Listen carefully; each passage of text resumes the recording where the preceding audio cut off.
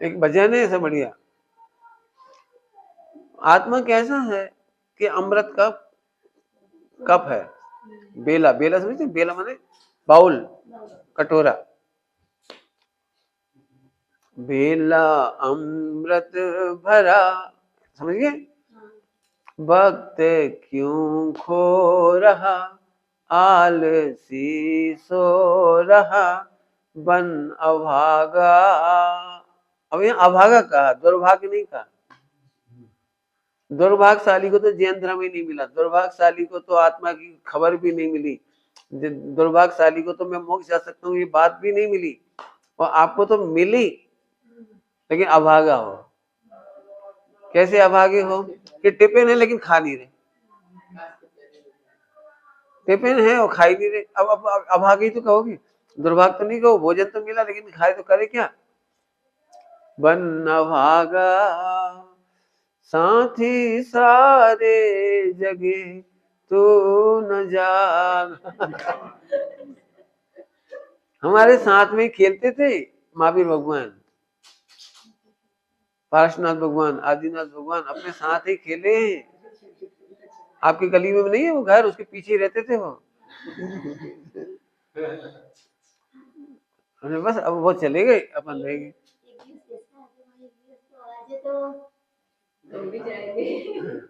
तो ऐसे महिमा करो आत्मा की, तो समझ में आया।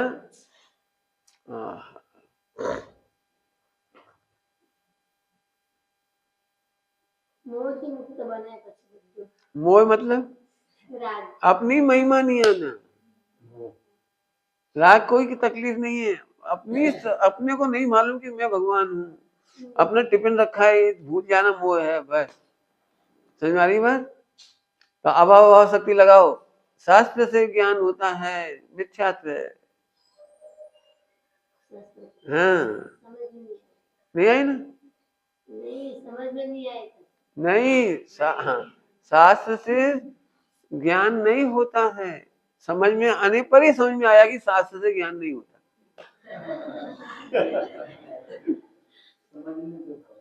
शास्त्र नहीं, शास्त्र से ज्ञान नहीं होता, समझने पर ये समझ में आया कि शास्त्र से ज्ञान नहीं होता। क्यों नहीं होता, कौन सी शक्ति, अभाव अभाव शक्ति, ये समझ में आया।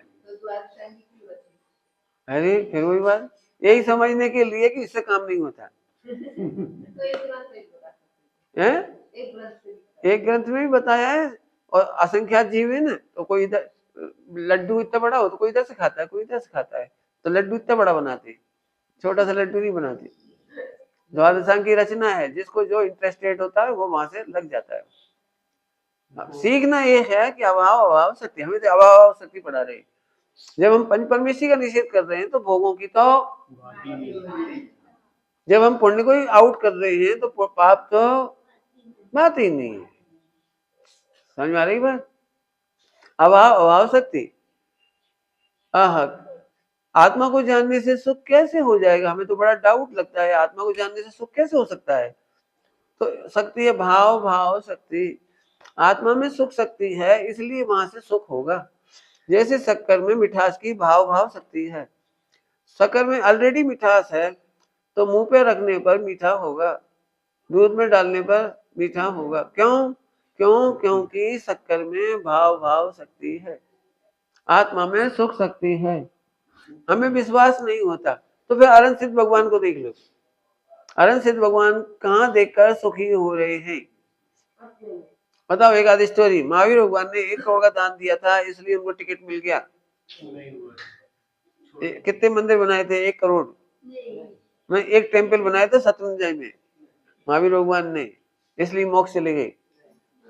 नहीं लिखा है, क्यों नहीं लिखा, क्यों, क्योंकि तू करोड़ मंदिर बना ले, करोड़ों तीर्थ कर ले, वो अभाव अभाव शक्ति है, और आत्मा में जाने पर केवल ज्ञान होता है, क्योंकि क्योंकि भाव भाव शक्ति है। शक्कर तो कैसे क्यों, कारण बोलो, कारण तो बोलो, कारण भाव भाव शक्ति, भाव भाव शक्ति।